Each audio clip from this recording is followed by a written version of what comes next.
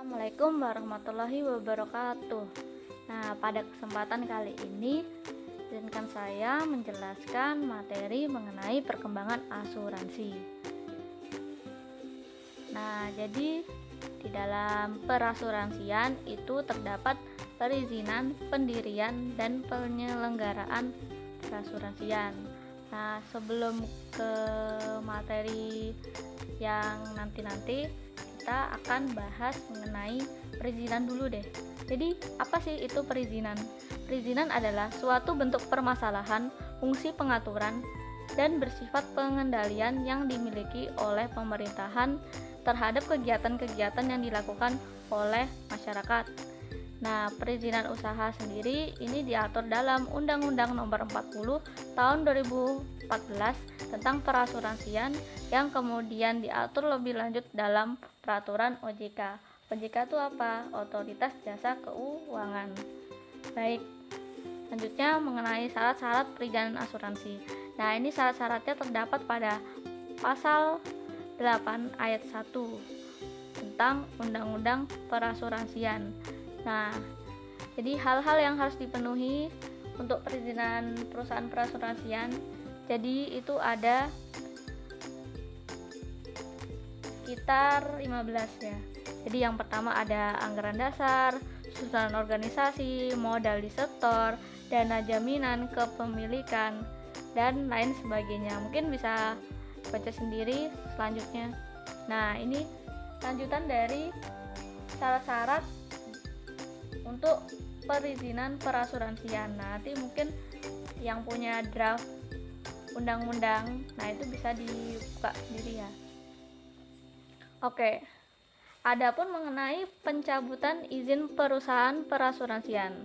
Nah, ini biasanya diatur pada Peraturan Pemerintah Nomor 73 Tahun 1992 tentang penyelenggaraan usaha perasuransian serta peraturan pelaksanaannya yang berkenaan dengan usaha, kesehatan, keuangan, penyelenggaraan usaha, penyampaian laporan, pengumuman neraca dan perhitungan laba rugi tentang pemeriksaan langsung dikenakan sanksi peringatan, sanksi pembatasan kegiatan usaha, dan sanksi izin usaha.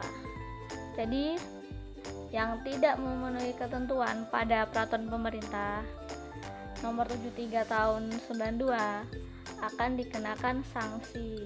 Nah, oke, sanksinya berupa pembatasan kegiatan usaha yang dapat dilakukan antara lain sebagai berikut.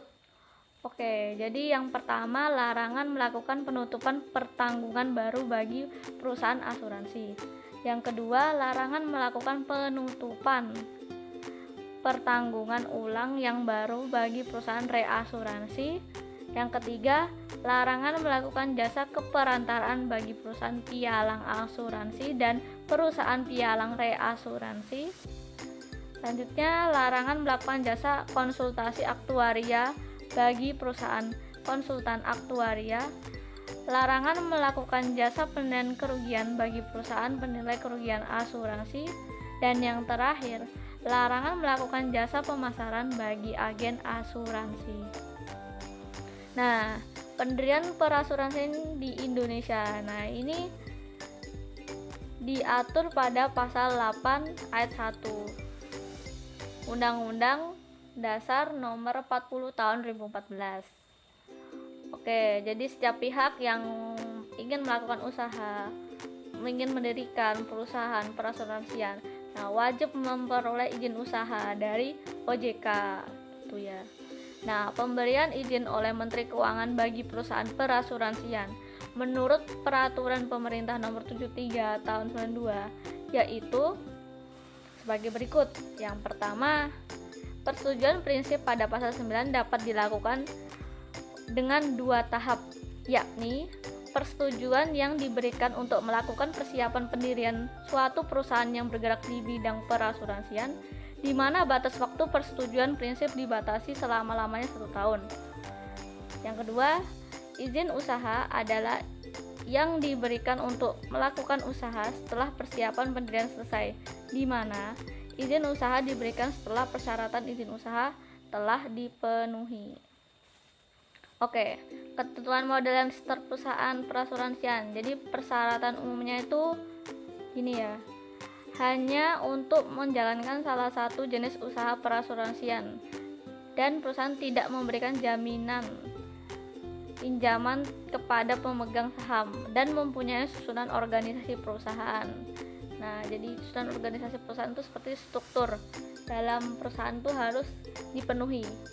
Jam mengenai kepemilikan perusahaan perasuransian. Nah, ini diatur lebih lanjut pada ketentuan pasal 7 ayat 1 Undang-Undang Nomor 40 Tahun 2014. Nah, mungkin bisa dibuka sendiri nanti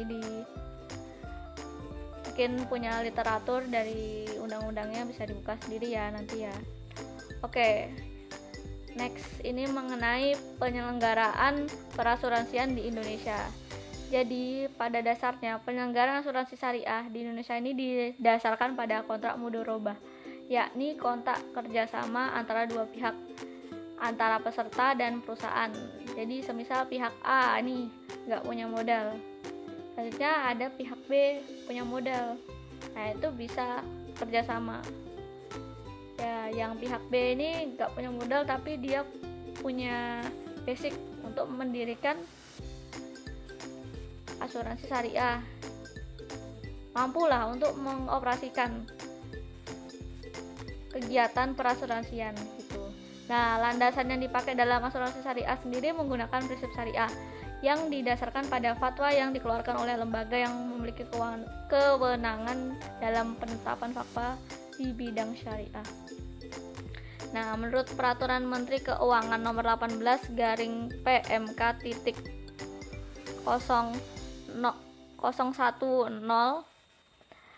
garing 2010 tentang penerapan prinsip dasar penyelenggaraan usaha asuransi dan usaha reasuransi dengan prinsip syariah. Jadi dalam akad itu menurut Peraturan Menteri Keuangan itu ada dua ya. Jadi ada akad tabaruk dan akad tijarah. Apa sih akad tabaruk itu ciri-cirinya? Jadi tanggung jawab dipenuhnya ada di pihak pertama. Maksudnya apa? Misal ada pihak A dan pihak B. Nah, jadi yang kalau semisal ada pinjam meminjam, pihak A itu yang bertanggung jawab terlebih dahulu. Maksudnya dana tetap. Nah, dana tetap ini gimana? Ya, jadi semisal Anda beli jajan 5.000 dan Anda tidak memiliki uang. Nah, Anda meminjam. Nah, 5.000 yang kembalinya tetap 5.000. Jadi seperti itu. Transaksi pemberian sesuatu. Nah, ini jika ada transaksi pemberian sesuatu di luar dari penyelenggaraan asuransi, semisal ada pemberian motor, mobil, rumah. Nah, itu maksudnya nanti di hibah. Oke, next itu mengenai akad tijaroh. Ini ada 3 macam ya, teman-teman. Ada akad wakalah bil urja, akad mudharabah, dan akad mudharabah musitakarah. Oke, selanjutnya unsur-unsur dalam penyelenggaraan perasuransian. Yang pertama adanya suatu perjanjian, kedudukan tertanggung dan tertanggung sejajar. Nah, yang terakhir adanya suatu jaminan. Oke, perkembangan asuransi di Indonesia. Nah, jadi menurut OJK tercatat pertumbuhan aset total perasuransian di Indonesia ini hingga Juni 2015 sebesar 24,06%. Penetapan dana investasi yang dikelola oleh perasuransian syariah pun mengalami kenaikan sebesar 27,59%. Sedangkan kontribusi terhadap ini premi syariah ini naik sebesar 15,59% dibanding periode yang sama pada tahun 2014 lalu. Nih, terakhir sebelum saya tutup, nah ini ada hukum asuransi di berbagai negara. Jadi pada zaman dulu permulaan abad 19 di masa pemerintahan Kaisar Napoleon di Prancis. Nah, pada waktu itu asuransi hanya terdapat di hukum dagang. Nah, ini juga tertuang dalam kodifikasi hukum perdata atau hukum dagang ya, hingga diundangkannya rancangan Kitab Undang-Undang Hukum Dagang pada tahun 1838 yang memuat peraturan-peraturan mengenai asuransi kebakaran, asuransi hasil bumi, dan asuransi jiwa. Nah, mungkin dari situ bisa dipahami ya mengenai perkembangan dari asuransi. Sekian dari saya. Wassalamualaikum warahmatullahi wabarakatuh.